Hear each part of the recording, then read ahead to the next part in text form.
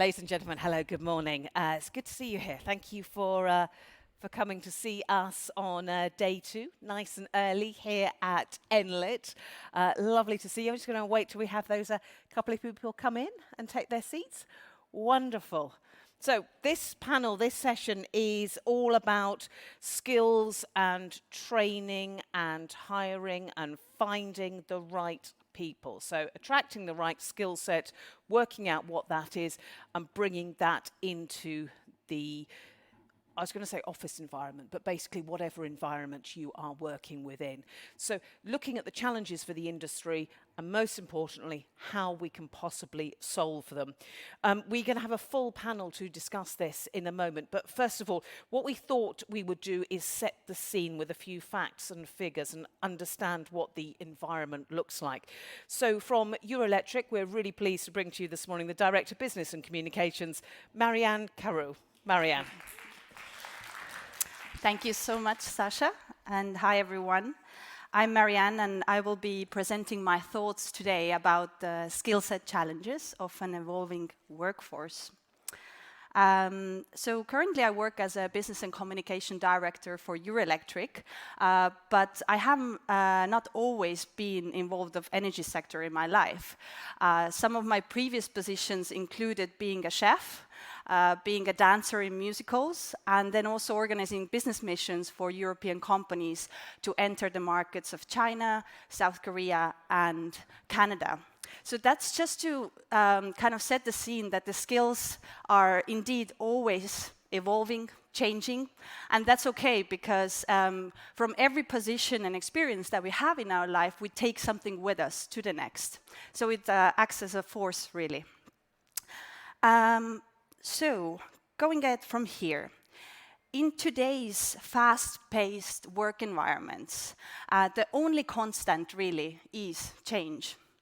Global connectivity, technological advancements, shifting societal norms have paved the way for a dynamic work environment that really demands the maximum amount of flexibility, tailored solutions, and innovation. So as the workforce evolves, us as organizations, we need to evolve too. So in my presentation today, I would like to take a closer look on 3 aspects: people, power, and platforms, and look at how these 3 notions are going through perpetual changes throughout times. And starting with people. We looked at 4 different generations, ranging from Gen Z generation to Boomers generation. So those people who are in their early 20s to those who are in their late 50s. And we looked at how these 4 generations perceive environmental changes, sustainability, and climate change at large. The first thing we see here on the screen is the carbon footprint. So how do these people place importance on what they leave behind? And we see that almost 80% of those in their early 20s think that the carbon footprint that they leave behind is very important. And that's much higher percentage than those in their late 50s. Looking at solar panels and how these different generations would like to install solar panels in the next 5 years, then we see that almost half of the Gen Z would like to do so, and that's more than double as much as those in their late 50s. We also looked at how much they are willing to pay extra for clean technologies, clean energy, and there again, the change is massive, really. Almost 80% again, those of the population in their early 20s are willing to pay more, and that's despite the fact that they often are earning actually less than those in their later generations. And why are we bringing those facts to you? Well, by 2040, those who are today in their early 20s will make up 20% of the entire population. So their opinions matter, and the way how they see climate change, sustainability, new technologies will make a big difference. Now, turning to the notion of power. Just 100 years ago, between the two great wars, a lot of European towns were installing their first power lines in their villages, in their towns. And it was an occasion so important and significant that required the presence and blessing of a priest that you see in the down left corner there. Fast forward 100 years, we find ourselves in an electric decade. A decade of staggering numbers of new technologies being installed in our daily lives that have direct impact on how we live and how we operate. Just to call out some of the numbers there, 50 million heat pumps being installed in Europe by the end of the decade, 40 million electric passenger vehicles rolling around our streets just by 2030. And that just has a great impact on how we live our lives and look at new technologies. Solar panels today are as usual as a fridge was just 100 years ago. So we see that our products are changing. In 2021, Eurelectric made a study we call Power to People, where we saw that electric utilities representing 200 million customers are already empowering their clients with new technologies and solutions like solar panels, home batteries, and energy management systems. And we also saw that 30% of their customers are already either aware or using those new technologies and services. So the products are changing. The customers are changing, so we as organizations need to change too. If we look at today's workforce in EU, in the power sector, we see that it's already heavily concentrated in renewable segment, in nuclear industry, but we still have hundreds of thousands of people working in fossil industries. That only means one thing, that large amount of investments will need to go into reskilling, training people, or even displacing them in different positions. And now, let's turn to platforms. This oil platform is not a platform in 2023. In 2023, a platform is a virtual environment where we work in, connect, express ourselves, and communicate in. The virtual environments have massively changed how we live and operate and have direct impact also on our workforce. And coming into AI. AI already today writes better than us. It computes faster than us. It provides more accurate analytics, diagnostics. It even outperforms our doctors in diagnosing some diseases. But we know that AI also comes with some flaws. It relies heavily on the data it's fed, and if the data is wrong or biased, then the algorithms it operates with can also give false results. AI doesn't always understand the context or intent we wish it to follow. So we have to be careful, and we cannot sleep while driving the AI in our lives. But we shouldn't be afraid of AI, because AI is creating for us many more jobs than it's actually taking away from us, if I can say. So let's look at how AI and the power sector workforce together is evolving today. To reach the EU targets, for example, set by the Repower EU package, requires that we have 3 times more the workforce that we have today in renewables sector. So then again, to prove the point that actually we will need many more people working in the power sector than the AI could ever take away from us. AI just makes our work more efficient, and it helps us to rearrange our work and maybe skip some of the tasks that were more time-consuming and that we maybe didn't even like so much, and turn to tasks that require more human control, creativity, etc. If we look at grids, One grid connection needs to happen every 7 seconds of every working day. That's according to one of our members, E.ON, Europe's largest grid operator. So the grid connections show us that we will need 4 times more the grid connections that we have today.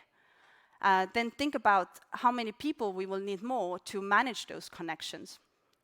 But then coming back to the AI point, yes, indeed, a lot of the people and workforce that we have today will need reskilling. 100 million workers in the EU in the next 10 years because of automation and digitization. Also, 60% of adults every year should participate in some training. So a lot of change is happening, but we believe it's change for good. And if we just look at the last piece of statistics I wanted to bring to you, is the gender balance in our sector. 80% male, 20% female on average in Europe. That just means that a lot of improvement needs to happen in working on the gender equality. And most needed skills in power sector in the next 10 years, I think by now you can guess yourselves. They are data-driven, data science-based, analytics and modeling, next to some other key core competences.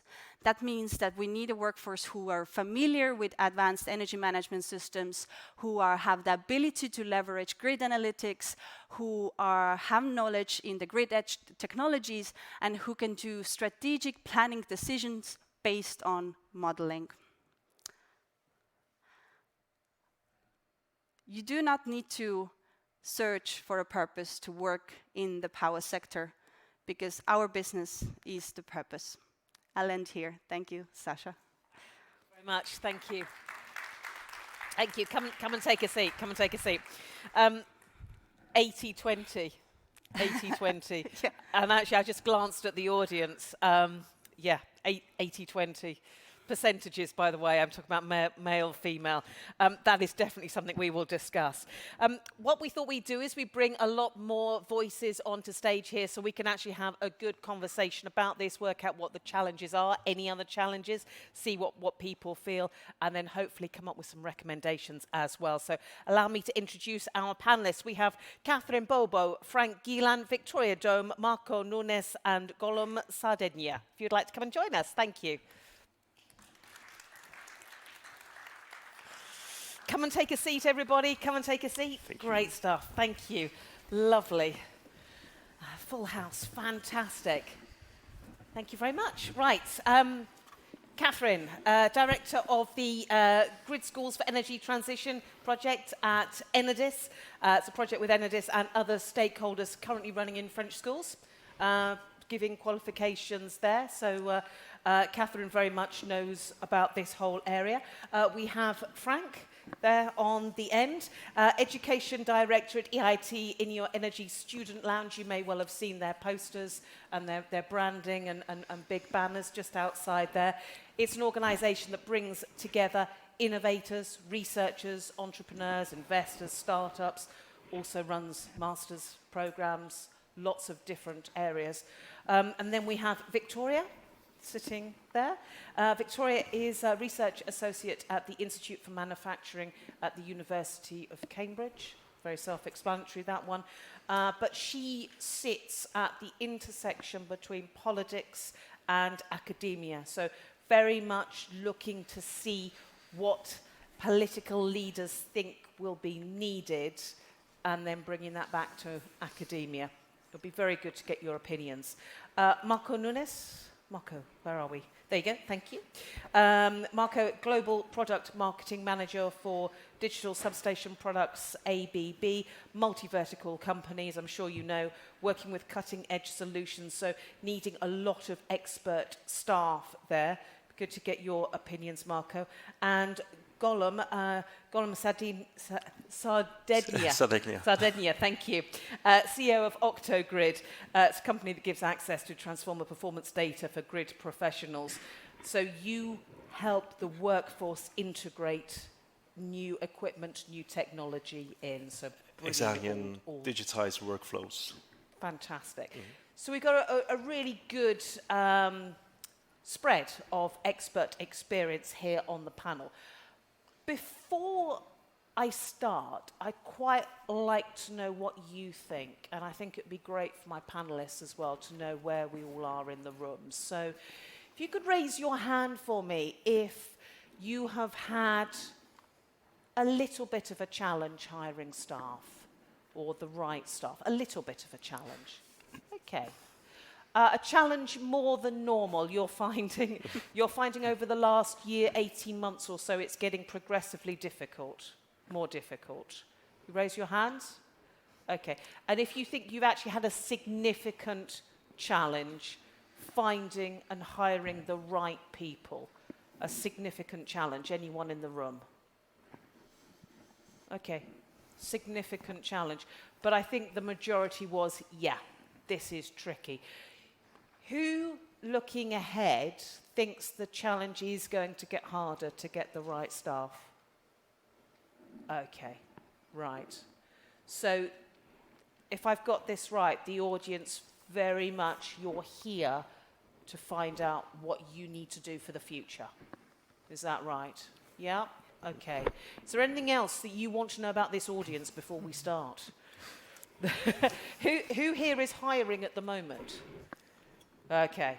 Who here has got unfilled vacancies that they're having challenges with? There's a gentleman over there that went, yeah, that's why I'm here. Okay, great. Oh, is anyone struggling to actually keep staff? Once you've got them, you just have challenges everywhere, don't you? Yeah. But so a couple struggling to keep, but it's mainly hiring. Okay, great. Let's start with identifying what's needed, what skills are needed. Then we'll look at where to go to try and find these people.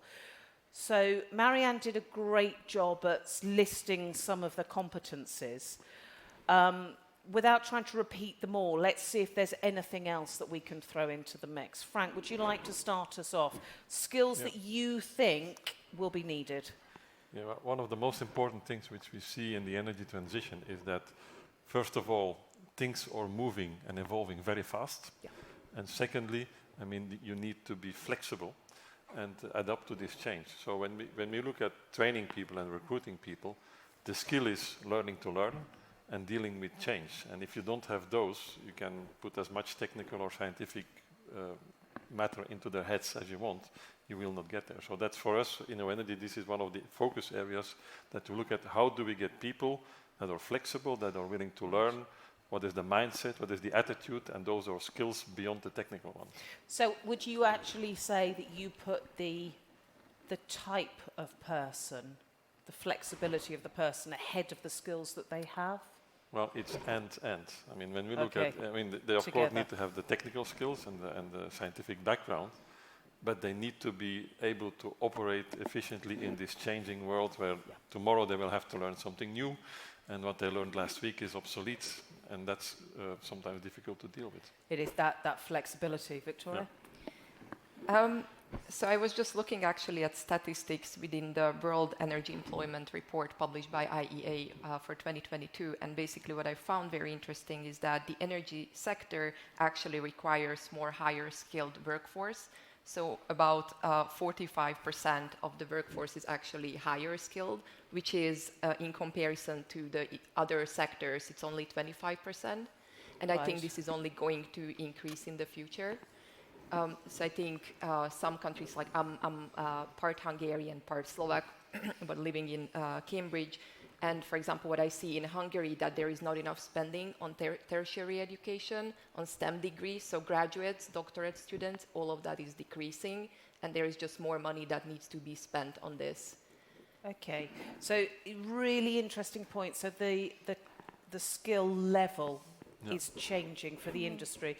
Yeah, go on, Catherine. Yes, I would like to introduce some shades because we Enedis at the largest grid operator in Europe. We really need core skills because we need to operate a grid, so we need technicians, we need electrotechnician, and that's a very special skill. And it's not a high degree, you don't need a PhD to be an electrotechnician. But if we don't have this skill, we can't operate our grid.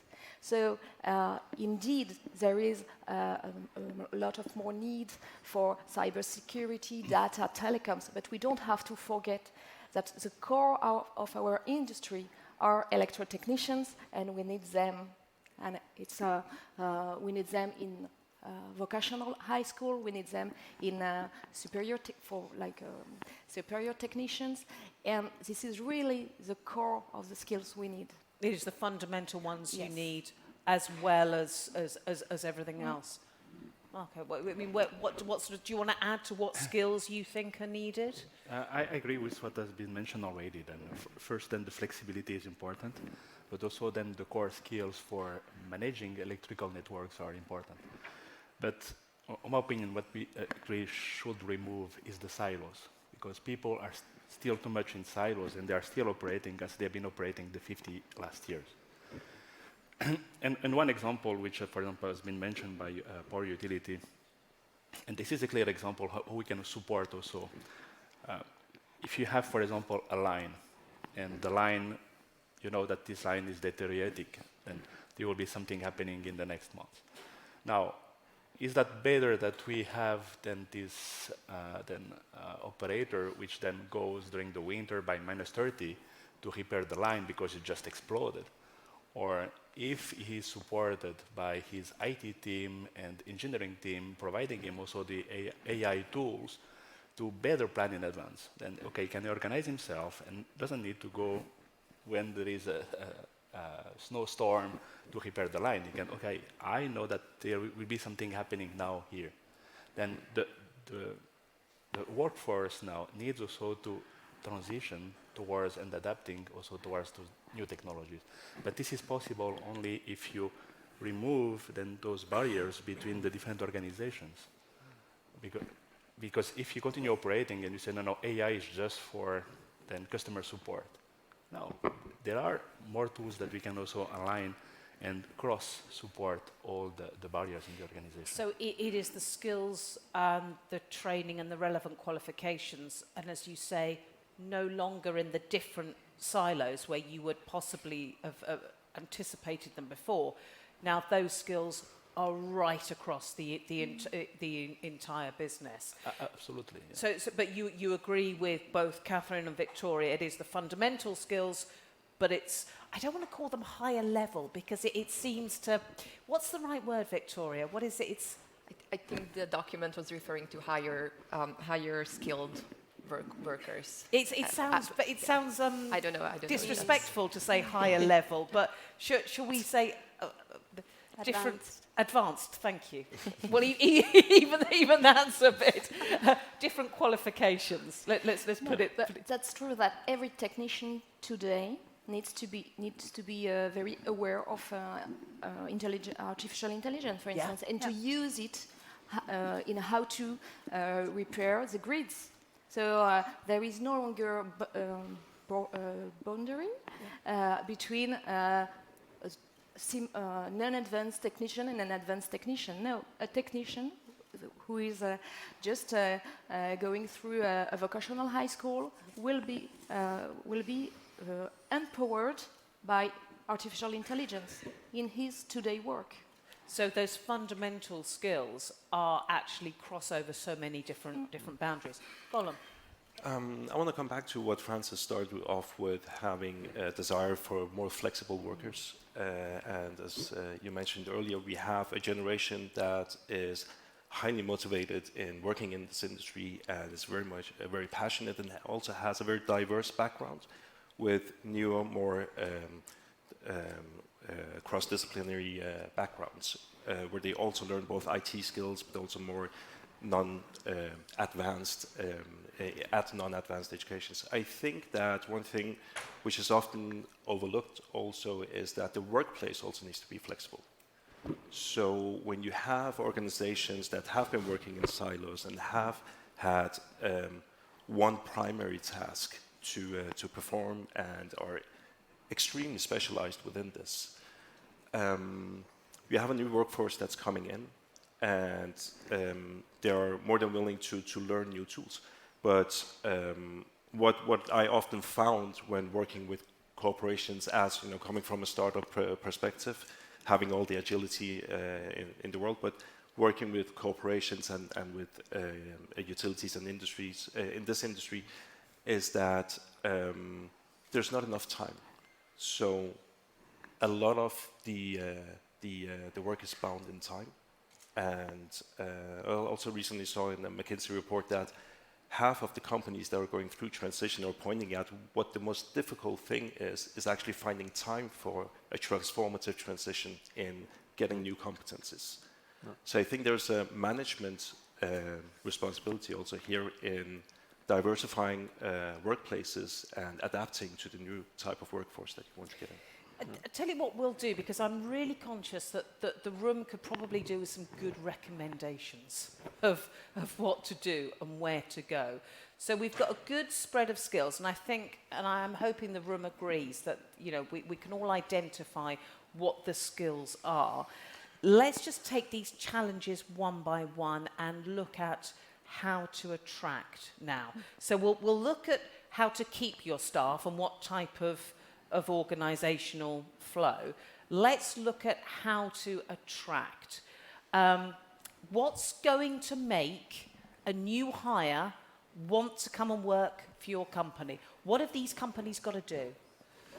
Well, one of the areas where I think there can be made a lot of progress is the way companies hire, or the way HR looks at filling their vacancies, because we very often see the very classical method of we have a vacancy, we post it in the media, we wait until the candidate comes to us. Now, with InnoEnergy and some of our shareholders and partners, we have reverted that process and said, well, look, where are the potential future hires for you sitting?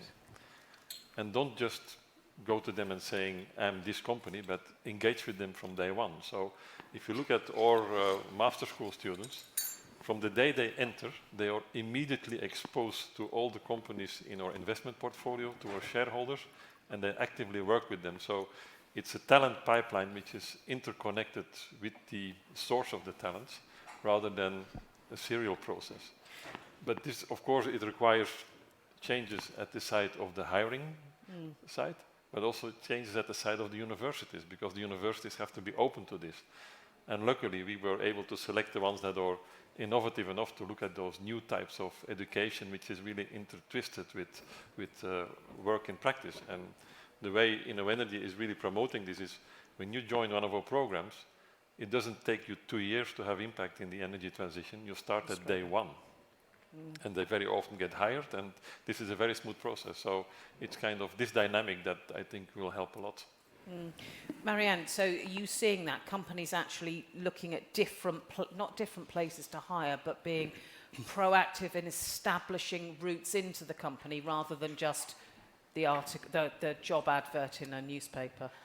Yeah, Eurelectric as well is working together with universities to bring in new talents in our sector. But coming back to your question you asked, how do we attract and what do, let's say, maybe younger generations value more than others in generations before, is definitely flexibility, mobility, able to work from different places, teleworking policies, possibilities to travel. So the mobility is key, we see. And also what's really valued is the training opportunities.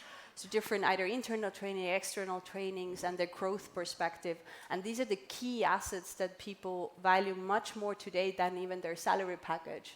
And that's what we see in Eurelectric. But what about actually selling the company itself? I mean, yesterday we had Greg Jackson from Octopus on stage, and we were talking about challenging hiring climates. He said he'd never had a problem because people actually want to work for his company.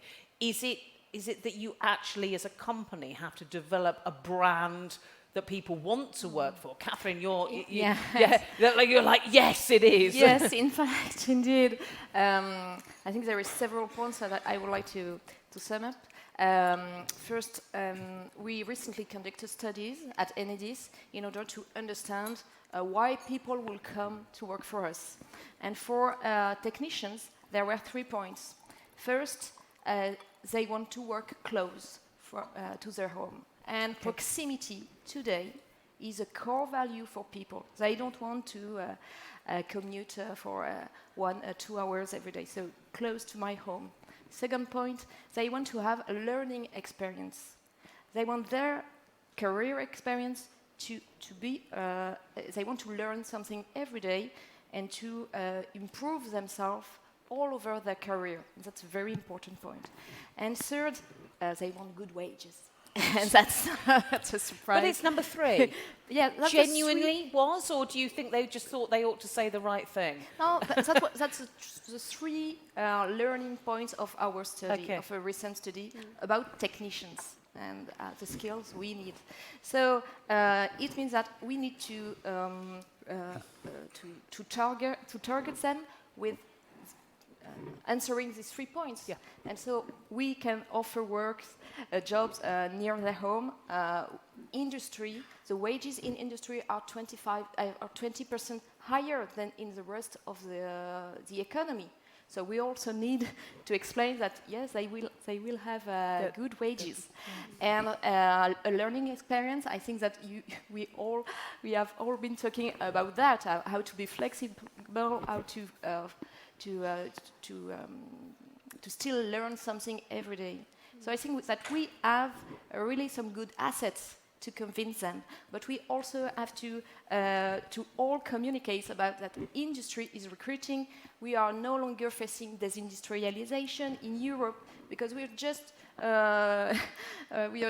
having the consequences of 30 years of desindustrialization, and we are at a breaking point where we are beginning a new industrialization based on electricity. And that's a huge challenge, and it's enthusiastic. And we have to share our enthusiasm to the young generation and tell them, yes, you don't be afraid to involve yourself in the industrial sector because we have jobs for you, and we have jobs for the next 30 years. It's interesting though, when you gave the 3, and forgive me, I'm not wishing to suggest people don't want to work for Enedis, for the brand, but you didn't mention the brand, and I wonder whether anyone else sitting here says actually the brand of the company is, the brand or the purpose of the company is important. Yeah, it is important, and we have, as ABB, for example, we have a long reputation, but we have also a legacy, and for 120 years we have been selling copper and steel. Then now today, when we are trying to attract talents and specialists about AI, cloud and stuff, then ABB is not the first company which comes to mind. And they are thinking, I want to go to SpaceX, I want to go to Tesla, Google. Then those are, and we are competing against those companies. When they have then Google and Tesla in the balance versus ABB, they say, okay, but what's the work environment? But it's also very important that from HR standpoint, we need also to adapt to the younger generation because we have been trying, for example, to attract cybersecurity specialists. And usually those are kind of hackers that you find in the market, which are the best ones, but they don't fit into our standard contracts. Therefore, we need also to adapt ourselves if we want to create first and the conditions, the work environment, but also this kind of flexible organizations. And for example, to develop now these grid edge technologies, we had internally to create a totally different team, which is built like a startup. Yeah. Because it was the only way to gain speed and also to attract people. Because we need also to understand that there are people which don't want to go into space. They want to continue doing the same, and it's okay. And there is a place for them. But for those talents which want really to go faster, then if we don't give them this space inside the company, then they feel frustrated and say, okay, down. Maybe I'm going off to Tesla. I'm going to Google. Yes. Yeah. Absolutely. I second what Marco is saying about, the industry by now is fairly attractive to work in. So, I mean, there's the purpose, there's all of this. I think that when it comes to hiring a lot of talent to have them work inside a corporation, there can be so many reasons why it's difficult. Competition is one, but making use of many of these technologies that are out, the methods that exist that come from the startups, can also help in attracting talent, where you not divest what you're doing necessarily, but you have deeper and longer collaborations with startups that have a very strong niche. They have usually, you don't have all these traditional hindrances of getting development speed, because often you don't have much to lose. You have it almost all the time in the world, so you're working very dedicated at one thing. I think gaining talent or attracting talent, having some sort of cross overlap, can be one way of strengthening this relation. It's a very, very different way of looking at it. Rather than going out to hire individuals, you look at a startup that has the type of people you want, and then establish a long-term relationship with the startup, including the people in it, not just the technology around it. Can I go back to what you said, Marco, about Google and Tesla? They're your main competition, yeah? That's where, in your mind, your potential new hires think that they would like to be. Victoria, do you want to come in on that? Because, as people are coming up through education, you're talking to the leaders, current leaders of the future, about what you think will be needed. You're at that lovely intersection between politics, academia, and students, the next generation. Do you see the big competitor as the Googles, the Teslas, those big tech companies? Yeah, definitely. I think the brand name, the brand image, also, but I think what's also very important is what's the goal or what's the purpose of the company, and if we can actually align our what we think about the world, let's say about the clean energy transition, then I think that's very nice. So if there is a clear statement of what the company's goal is, then I think that's very important, even if it's not a Google, even if it's not a Tesla, but if we can align with that, I think that's very important. Because what I see very often, I go on company websites and I just cannot find anything about their motivation, their aim, and I just get totally disappointed, and I'm like, do I really want to work for a company that doesn't even have that? So it's putting the mission statement of purpose front and center. Can I just ask a question to the room? Those big branded tech companies, who agrees that they are the competition they're going up against when they're hiring? Okay, yeah. Anyone else want to throw a big company into the mix here, or a big competitor? Okay, so it's the big tech companies. Frank, yeah. I do want to add another perspective on this, because what we see in our graduates, indeed, for the first job, they look at the big names and they dream about going to Tesla. But at the same time, we have trained them to think differently, to be innovative, to be more entrepreneurial. Well, you can say everything you want, but you will not use those skills in Tesla. You will have a job, you will have processes, and that's it. Yeah. And then we see that those people that went to Tesla or any other big corporate for their first job, after 2-3 years they say, no, thank you. Now I want to do something which really has impact. And we see them move into the startups or the smaller companies. So yes, the branding, I would say it attracts, but it's sometimes misleading. Okay, you were nodding there, Marianne. I totally agree what you just said. It's very often a facade. You want to get the name on your CV and move on, because also they very often drain every single last drop out of you. And then after 2 or 3 years, you start to looking for more work-life balance in your life. So it's that sort of movement then, it's the mobility. Let's talk about when you've identified where to look, which is what you were saying, Frank. You look in different places, you establish those links first. We've then said you need to establish the purpose of the company, put that front and center. Marco, you had a great point. You've got to sometimes rewrite your contracts as well.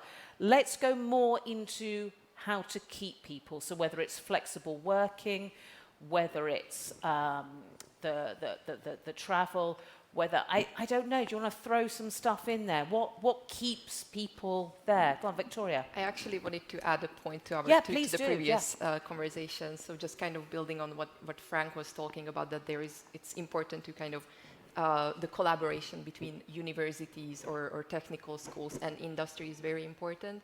And I think there are many good examples that are working really well, like the dual vocational training in Germany, or now more dual doctorate trainings are emerging. And I think those are very good examples, because then you establish very early on with the talent or the young professionals, you establish that connection who then eventually will come and work for you. And just from my own experience, for example, internships played an extremely important role in terms of where I am today. So I did a bunch of different internships. One of them was, for example, at a lab, another one at the Ministry of Environment, and just the work environment, just experiencing all of that was very valuable, and it really guided the way that I progressed upon like my university career. So I think kind of establishing that early on is having those opportunities for internships and the like. And so, for example, some people, for me, I had my summers open, so that's when I did my internships. But there needs to be flexibility in terms of how long these internships are. Some people can do a month, others can do 6 months. Other people want to take gap years, etc. So I think, again, that goes back to flexibility and having these opportunities. And also, again, going back to the financial aspect, these internships need to be paid, because otherwise the talents are going to go off to the Big Four and the likes, because that's where they actually get paid really well for their internships. And that's unfortunately very sad, because that's how we lose the good talent, I think. Also, it sort of it plays into the lack of diversity, the lack of different life experience. If you don't pay for your internships, how can you expect those who don't have rich parents who can support you during an internship? Yeah, Catherine. Yes, I would like something about what just Victoria said. I think it's indeed very important to reinforce the bound between schools, vocational schools, technical schools, and the industry. And that's what we aim to do with the Grid School for Energy Transition. And we are talking to young people around 15 or 17 years old, and we are offering them internship in all our industry with all the great French players. And I think it's really, really important to create this, to build this bridge between schools, vocational technical schools, and the industry, and the sooner the better. Okay, so talk to us then about 15-year-olds. Yeah. Okay, so that is, I'm sure when we were all 15, we thought we were quite old. Okay, but that's still really quite young, to say the least. You are really in the midst of your education. So what do you do with 15-year-olds? What sort of internship? How do you bring them into a company? Yes, we offer them field visits. For instance, when you are 15 years old, you just don't know what electricity grid is. You don't know. So we offer that field visit. We offer them to meet with a worker in our industry in order to really to discover what the job is, what can you do, what courses you can take in order to achieve this career.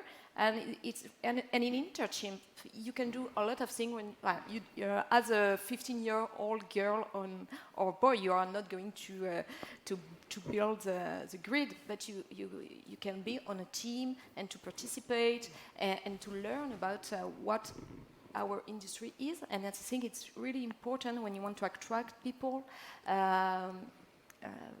technicians. You need to talk to them. The sooner the better.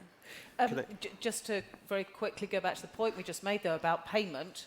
I'm not suggesting you're paying 15-year-olds, but surely you're financially ensuring that that they are supported. So any expenses or anything? How does it work? Yeah. Today, for French government, vocational high school is a priority. So French government decided to pay those young people.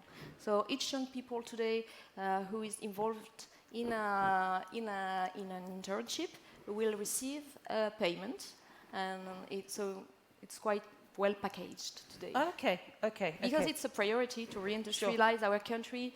We need workforce, so we need to attract them and to show them they can do this job. And forgive me for going into detail on this, but that money is coming from yourselves?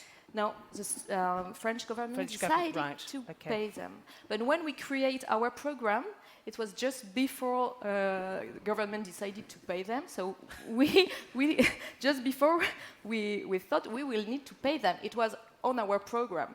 So, but then French government decided to do it himself. And you were very happy, I am sure.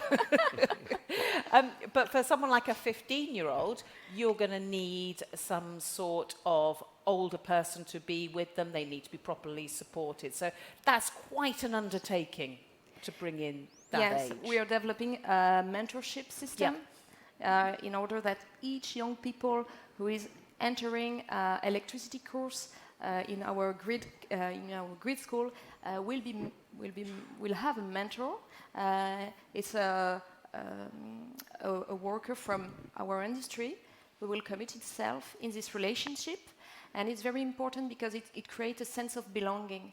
I mean, if you, all over 3 or 4 years, you have a mentor from ABB, who is a partner in our program in France, or Schneider Electric, or a firm like that, it really creates a bond between people, and this is very important because we are like, it's like, I think that we need also to show that human counts, that we need to be more involved in human relationships in our work, and so that's why mentorship is very important for us. And have you had enough time yet to see whether this is working? Because this is fairly new, isn't it? Yeah. Yeah. We launched our program in March. Yeah, so there is absolutely no chance that you have to see whether...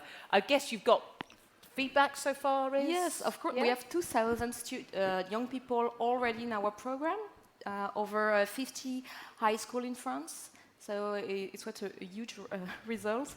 It's more than what we expected. We expected to have like 15 high school with us, but we have 50, and we are targeting to have 100 next year. And it's really and right now there are young people who are undergoing internship in our industries, and so it's really enthusiastic for young people and for the people who are working with them. Yeah, in absolutely. those industries. Coming back to the 15-year-olds, maybe it's also the case in other countries. In Estonia, we have the system where everybody in the high school in the years of 15 to 19 every year can shadow someone at their work. So follow them for a week or so in their work to see what is their daily task, how does the work look like. They can join any profession in anywhere where they're open, and that's kind of a tradition that we have. But coming back to the training the new talents, we see great examples in Enlit. So we also know how last year NL launched a program to reskill or let's say upskill young professionals. They aim to do so with 5,500 of young professionals. They received more than 23,000 applications to be part of that program. And eventually they trained 4,000 people who then received qualifications to work in NL's supply chain companies.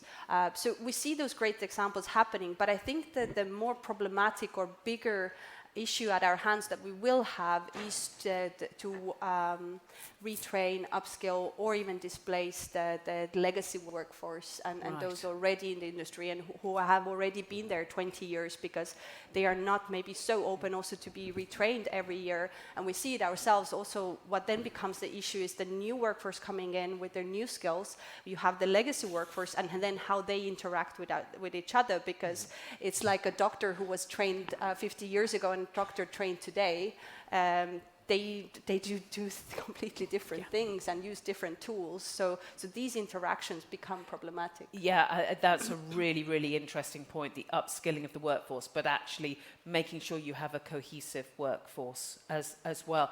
Look, let's come back to that because that's a huge area. Let's just stay there for a moment on the internships, the mentoring programs of trying to get potential new staff in at a young age. Victoria, I'm guessing, you've got experience of companies that run this or work with this. What works well? What have you seen? I'm not really sure what works well, but I think some innovative ideas that, for example, in the manufacturing sector, they've been implementing is the use of kind of digital platforms to create like quizzes, simulations, etc. for like the very young, like around the age of 15, etc. They also kind of, so that kind of creates the feeling of engagement with the young people. And I think another thing that I found very interesting was kind of creating these competitions and allowing them to have create projects, prototypes, ideas, and then go to competition with those. So I think these are very interesting ways in which I think the industry could engage with young talents early on. And does that just do the industry good because it's raising its profile with younger people, or can you actually see benefit that they will then be able to employ people, say, 2-3 years down the line? Or is it possibly both? I would assume both, yeah. Yeah. We're all talking about 15-year-olds. What about younger? Because, the skills that are needed in the future are those that the 8, 9, 10, 11-year-olds have got, playing on their iPads, playing Roblox, playing whatever it is. So, do we see any companies actually going for primary, secondary school children? No? You're shaking your head, Victoria. No. Why not? And would that work, maybe, Frank? We have done some experiments with this by, for instance, launching games on Minecraft. Right. And that works amazingly well. I mean, we had 3 million downloads in a week of a game. And so because if you look at that age group, it's not so much about internships, it's about creating this awareness on how the world will look like when they graduate or when they go to work. And so playing into this world of gamification, I think, is one way of doing it. Because, of course, when you are a parent and you have young children, you can get very worried about your young ones playing through the night and getting addicted.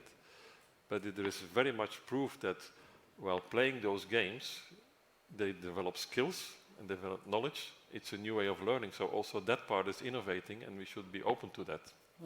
So, maybe even when we look at things like the metaverse, companies finding themselves making a location for themselves, a virtual location in a virtual world within Minecraft, Roblox, whatever the tie-ups are, so that already that sort of awareness is there. Marco, what do you think? No, that's a good way, very interesting. But I think a lot has been already said. But the most important that really here we are about talking about energy transition and how then we skill then the people to absorb and also to support this transition. And transitioning the workforce, then it happens through different ways, then through internships, through schooling. And actually there is another problem, for example, which was raised in US. It is the job rotation. And there is 10% of the workforce operators which are going to retirement every year. And there is 15% of new people which are coming in. But out of this 15%, then 10% continue rotating. Then at some point, what's happening is that you have a deficit of resources in power utilities, but also of competences, because those new resources which should support the energy transition and which are coming with those IT skills, and they are looking for maybe the purpose, motivation, and they continue changing. And as you mentioned, and people are going to big corporates, and why they are leaving? Because they don't find what they were looking for. And maybe the work environment, maybe the collaboration, or they were stuck in some conventional job and just programming while they just missed the purpose. Now, how we can keep those people in place and motivate them that they stay in the company and that they support this energy transition.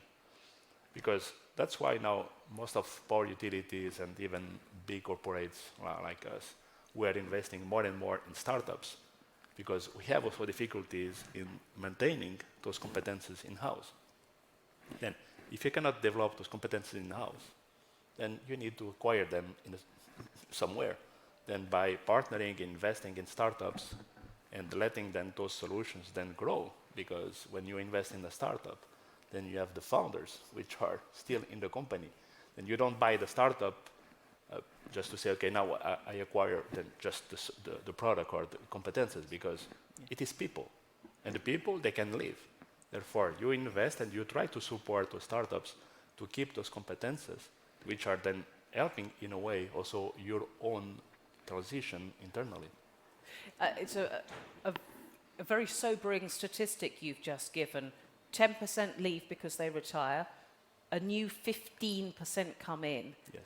but only 5% of those stay with the company. So Yes. you are losing 2/3 all the time. And as you say, you can't build up the competences. That's why one of the reasons why now, for example, US power utilities are going faster than ever in grid edge technologies and substation virtualization. And the first rationale is because in the past they had electromechanical relays which have been working for 50 years. And then they move for microprocessor. Okay, now it is 20 years, but you are getting communication information. But there is not enough workforce and people to continue maintaining then the growing electronic devices in the network. Therefore, going for virtualization, IT stuff, and AI is a must. There is no other way. Then that's why. And now you need to have those people on board. Yeah. And you need to have then the resources which are capable of maintaining those IT systems. And as electrical engineer, we have never been taught about virtualization. The first time I heard about VMs and containers, so what's that? And today, this is, everyone is utilizing this kind of technology, but without even knowing it. Now, how to deploy this now in power utility and making really completely not transparent, but people which are coming, they shouldn't see then the complexity behind. Then we should then bring then those resources and skills, but also making then those tools as easy as possible to utilize, to avoid to afraid the people, because otherwise then the operators, if you start talking, now you need to learn virtualization and how to utilize VMware. Oh my God, what's that? So it's keeping the confidence of your workforce, keeping them with you, so you keep and build on those competencies. Okay, how do you do that? Because it's not just offering them working from home occasionally. Is it, or is it? The purpose. Okay. The purpose is, this is what we have been doing now, for example, in ABB. Then we have been organizing workshops because we had R&D teams, which everyone was very specialized in one specific area. But nobody had the overall picture. Nobody knew what we were doing, in fact, and why. Then giving them a sense of purpose to say, hey, this is the customer, then there are customers, and this is what they need, and they need this by this deadline. Then how now can we support them? And they say, okay. And suddenly we have seen the projects going faster, and even also the motivation increasing. And now we have been even pulling then those R&D people, which usually then they just do their programming work, and then they may be leaving to another company, continue doing their programming work. Now they feel, okay, now I am empowered, now I understand. And we have been even bringing them also to such events, to meeting customers, participating then to the discussions. And we are, for example, also subcontracting some programming, some software. And even now those subcontractors, they say, now I understand. I get now it. I want to work for ABB. Yeah. I want to be part of the big picture. So it's understanding the big picture. As you were saying that, Frank just laughed as much as, yeah, exactly that. It's giving people a purpose. Is that how you keep people in work then within a company? Yes, that's for sure. And secondly, Yeah. giving them also the sense that they have impact on that purpose. Because you can also make a facade where you're doing jing, jing, jing. But everybody in the company has to feel that they are contributing to it and that they are really important. And that's, I think, the ingredients you need to light the fire of people, to make them passionate about their job. And for me, that's kind of the secret sauce. Make them passionate about their job. Okay, so let's get some concrete examples. You gave a great example about getting them to meet customers. Hang on, before you come back in, Catherine's desperate to come in there as well. Let's have a concrete example of how you give your workforce that bigger picture, the purpose, Catherine. Oh, I just wanted to add 2 points. They were talking about purpose, but when you're young people, you join a company for a purpose and you leave it because of a manager. So if you want to keep your people, you need to be very careful about management. And see, if you say, how do you keep people, but giving them a friendly environment, and being very careful about management. And that's very important in all our company. And the second point I wanted to add was how to keep people. It's offering them a career. And I was talking before about a learning experience they were looking for. And they also want to develop their career in our industry and in the grid sector in France. 50% of the manager come from the workforce. And that's very important to have this social elevator during all your career. And that's how you keep people, giving them a target, a goal that they will, if they work with us, if they improve themselves, they will become a manager and they will took the lift. Yeah, no, absolutely, because so often you hear workers say, if you want to be promoted, you have to leave a company and then come back in at a higher level. But actually, if you can give a clear route. So let's have a few concrete examples to give to the audience of how you keep people and let them sort of see that purpose. So taking them to meet clients and customers.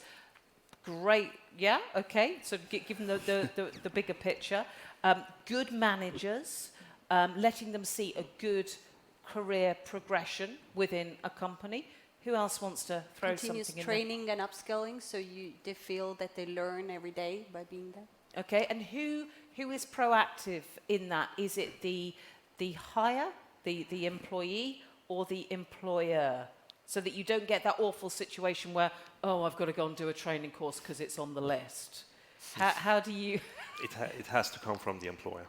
It has to come from the employer. Yeah. Right. Yeah, that's my perspective and experience on this is as a good manager, then you see the opportunities you have to show to the specific employees that you have, and of course with some feedback from them. But waiting for the employee to come and ask for some course, first of all, it's not going to fit the strategic direction that you want to have. But also, why would, how much more work do you want to do on top of all the work that you're doing already? You have to embed it into the workflow and the existing tasks that you have so that it's sensible to do. And that goes back to the purpose again on everybody needs to be a business developer somehow in the company, understand the why is it that we're doing what we're doing, to avoid sinning and turning a knob until you sort of forget why you're doing it. So how do you communicate that on a daily, weekly, monthly, yearly basis? How do you keep communicating the purpose? Involving people and rotation in customer-facing projects is a really good way of doing it. You both show some trust in the employee by doing this, but you also upskill in this process. So it's a bit like a mentorship for, let's say you have a technician or a software developer who is has a very specific task. Having them go out and meet the customer, I think someone said, be part of this project purpose. I think it's quite necessary. Yeah. Victoria, did you want to come in on that? I think much has been said already. I don't think I can add. No, okay. Marco. And it has been said also that people are leaving because of the managers. And why they're leaving because of the managers? Because they're not listened. And it's important when then you have those workforce and new people coming in, they want to speak out and say, hey, maybe we could do this way. And usually we say, no, we have been doing it for the last 20 years. And we have, for example, one of our R&D engineers came from Nokia. And he was in Nokia at the time of when the iPhone just came out. And it was, every time we meet with the R&D team, then he continues telling the same story, that they have seen it coming from far away, and that they have been proposing, and they say, we could do this way, but really something very, very similar to the iPhone. And then the management was like, no. Then we continue doing it this way, this direction. And now we know the picture. Then this is something that we need also to learn and listen to the people. And they have very good proposals, also what are their challenges, how we could help them, what they need also to stay in the company, what would motivate them. And if we empower the people, then definitely they will feel well at the company and stay. I would contest the point you make that the training needs to come from the employer, because in our case actually it's the other way around. Often the training requests come from an employee, and that's for a very simple reason, is that the employees tend to be younger than their managers, and working with different softwares, technologies on a daily basis, often they are on the lookout and they want to explore and test and try, and the request or proposals come from their side even more. Yeah, I mean, that's a very good point. The proposals, the younger generations do know more about what's out there. That's interesting. The challenge can be that you sort of need to make room for that to happen. Somehow you need to make a structure so that people can actually fit in with. It's an excellent point you made, though. It has to be within the overall strategy. Yeah. Although, you know, I guess you have to be flexible there, because otherwise you're going to lose someone you maybe don't want to lose. So maybe that is, you know, as points to be made about giving them that mobility. Have we got a couple of handheld microphones for the audience? Fantastic, lovely. Oh, yeah, we have one here. Can I unclip it and move it around the audience? Lovely, thank you. There was a lot of hands up at the beginning. I'm going to take this one, thank you. There's a lot of hands up at the beginning of people who are having challenges and sort of significant challenges. So I'm just going to walk around and get some ideas of what your challenges are. So let me just pass this microphone to you, because your hand went up, I think, on every question that I asked. So you have the experts here who have the experience. What's the challenge? What's the issue? Yeah. Okay. Bonjour. I'm Norlina from Tenaga Nasional Malaysia. Interesting to be hearing it, but I would like to ask Marco on about the people leaving our manager. I mean, I think that's a problem across the world. But listening to them, yes. But what kind of specific platform, or do you have any specific? I want to know the specific. We know about the theory, about the concept. Absolutely. But just can you share about what kind of specific? Is there any mechanism in ABB or programs? And the other one about keeping my talents, you know, especially the cybersecurity, the M&A, merger acquisition. It's very popular in Malaysia. It's quite rare and expensive. I mean, as a big company with 34,000 employees, we cannot afford to keep them with that wages. But what can we do? I mean, we have to let go. I believe that new talent will come into the company, but definitely we want to keep them because they've been with us with 3 years, 4 years, you know. So two really good questions, which I'm sure, lovely, thank you very much. I'm sure actually lots of people have that same challenge. We'll deal with the finance one in a minute. Specific details about how employees feedback or talk about managers, and actually from anyone there on the panel. So it's a fundamental issue. If you don't have great managers, you're going to have a problem within the industry. So what are the specific tools that you use to get that cohesion there? Well, first, then we have online tools as everyone is utilizing. Then we are utilizing Influence, Microsoft Teams, SharePoint, etc. But the most important is to have then bi-weekly calls where we set the targets and we update the team about the progress, but also at least quarterly physical meetings. And the last one we did was two weeks ago. Then we met all the team together. We brought from different places in a fantastic villa in Finland by the sea, really outside the work environment, then where we could also meet each other, know each other, because the people, they speak much more freely than when they are not in the office, and the office is very strict. But if you go outside in a nice place, then the people start speaking out, and you start listening, and the people start exchanging why they are eating and then enjoying together. Then these workshops is a strong driver for the change. And this is something that now we will establish that every 3 months, then we meet physically in a kind of startup way. Then this is important if we really want to drive the change. Marianne, do you want to come in on that? If we just think about for a second, how does one become a manager, then maybe not always, but often it's the case that somebody has been with the company long enough, so we think that they're experienced enough to become a manager. So they might be very experienced in the particular task that we're doing, but does that automatically mean that they are good managers? Do they have the interpersonal skills, the empathy, understanding, the good management skill? And we kind of neglect often that part of the story, and we think that if somebody is just experienced enough, they become a manager, right? But it's not always the case. So I always wonder, when you talk about that sort of linear reporting, I wonder whether actually more of a spider's web reporting, so that maybe if there is a sort of a challenge with a particular manager, I don't know. Frank? Yeah, well, this is of course has to do a lot with organizational change, but like in the case of cybersecurity, I mean, you can say I hire a cybersecurity specialist, 2 or 3.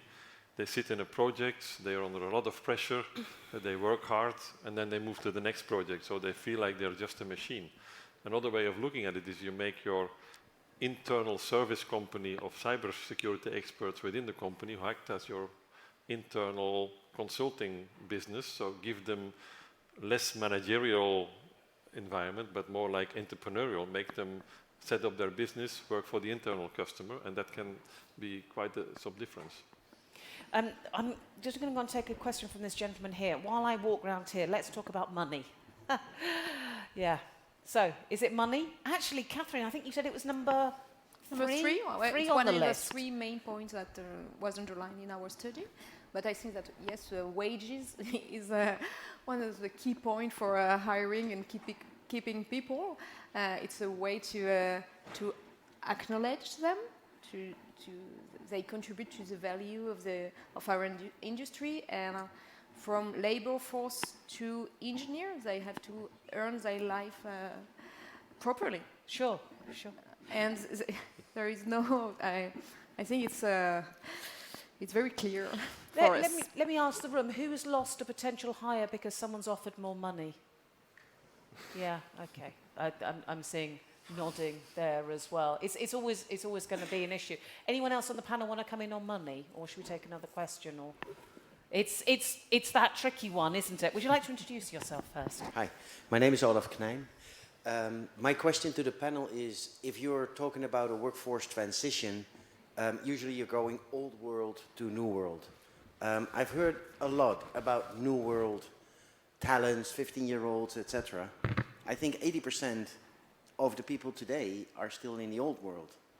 So they are determining your culture. What are you doing with and sorry for not trying to be condescending, with the old world people to get them to transition to the new world? Because they today are determining the culture within your companies. It's an excellent point. It's not condescending at all. It's an issue. It is a huge. Thank you for your question. It is a challenge there, because is that a cultural change? Is that something you deal with on a daily basis? Marianne, you're nodding. Do you want to come in on that one?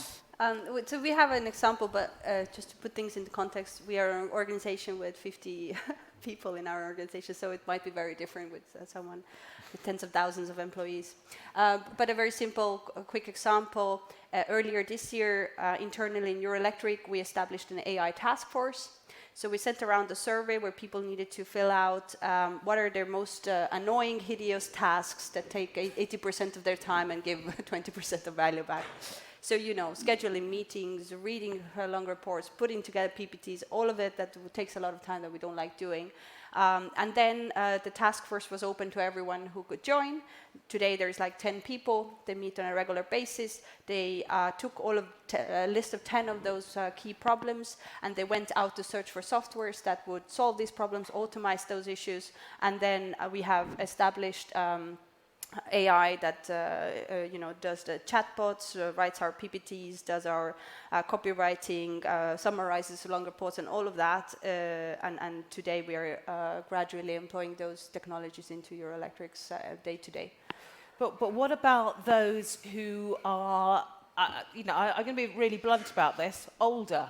Yeah. So older employees, legacy employees who are seeing a lot of attention being given to the new hires coming in, which I think actually is a point you made, Gon. Yeah, I can elaborate a bit on that. It's super fascinating to hear about this way of doing it. It also sort of reveals that there is a management decision that makes space, again, makes it possible to actually implement these kinds of mentorships and learnings.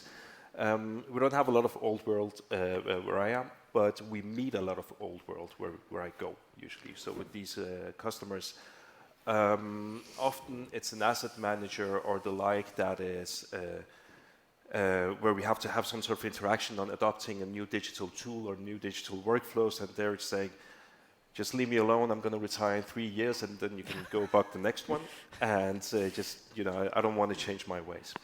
And this has a really big influence on the rest of the organization, because particularly the younger ones that are in the room are also tilting more to, okay, well, I mean, I guess it's not the time, or it's not worth it, but often it's not because they're not interested, it's because there is no resources set aside to do this. And again, I mean, I think it's the same point as earlier. There has to be an awareness from direction or management within these more conventional built organizations that if you want to attract talent, if you want to transition your workforce, you also need to invest in actually changing some of these workflows, introducing new technology or introducing new interrelations organizationally within the companies, and that takes time. And that takes a significant investment to do. My experience is that where there has been this willingness and we've been given enough time, then in 3 months we've been able to actually introduce new ways and have people go from sitting like this to actually being a little bit more interested in what we're offering, what we're coming to the table with. But that is only because there has been set time aside for it. I think we've probably all been in a situation where there has been somebody sitting back with their arms folded, and it is getting them to lean forward and be involved. Frank? Yeah. You look like you wanted to come in on that one. No, I'm fine. I just was listening. And it's true, though, isn't it? It's getting that culture right. Yeah. We are out of time. I'm going to ask for one phrase from all of you for the room to take away. So if there's one thing to take from the last 90 minutes, what will it be? Well, I will pick on the change in the old world. Yes, make sure that when you ask people to change, that you support them with the resources, because it will not help them by just telling them to change. I think we need more collaboration between academia, government, and industry. Okay. Marco? Yeah, definitely also then the management support and the resources is very important, and regulation also support, because there will be no change also in power utilities if the regulation is also not supporting them in financing then those activities. And definitely then the we have been talking about new old and new world and old world, and definitely most of the people today, you all have them smartphones in your pockets, and you are all already utilizing this technology. There was already then a transition there. Now it's just a mindset just to continue learning and adopting those technologies. Okay, a phrase from you, Catherine? Yes, we did not have time to speak about the 80-20 boundary between women and men. So I would like I would like the audience to go away with this idea that we won't succeed in the energy transition without women. Okay. And we need to target them, and we need to design special program to attract them in our industry, because we need 50% of the population. At 4:45 this afternoon, come over to the Democratisation Hub, and I'll be leading a panel on women in energy and how to get more women into energy, how to keep them there, and why you should be doing it. Okay, it's 4:45 at the Democratisation Hub. You're going to be there, aren't you? Yes, fantastic. A quick word from you, Gollum. Just a note to Catherine. I mean, absolutely agree. One way of doing this is also looking at, so how does the workforce look? What kind of, who takes which educations, and introducing digitization and involving a new workforce where you have much more females in data sciences, for example. That can help bridge the gap a bit more within this industry, and it's sort of part of this whole transition. One phrase from me is empathetic leadership. I think that having better management is something that kept coming up here. Is important if you want to motivate your fellow colleagues. Final word from you, Marianne? Yeah, so we all have that limited amount of hours in our day, and if our 9 to 6 is already filled with our tasks, then to retrain, upskill, do all of that, we're not going to do it between 6 and 8 in the evening. So yeah, giving the space and time from the management to allow that to happen is crucial. It's a very good place to end, actually, I think. Space and time and letting these things happen, but we've seen a lot of proactive ideas, and I do hope that you've taken a few nuggets away from here, a few things that you can go and put into practice, or at least think more about. Ladies and gentlemen, please thank our expert skills panel. Thank you. Thank you so much. Thank you. And the Women in Energy panel, it's 4:45 this afternoon at the Democratisation.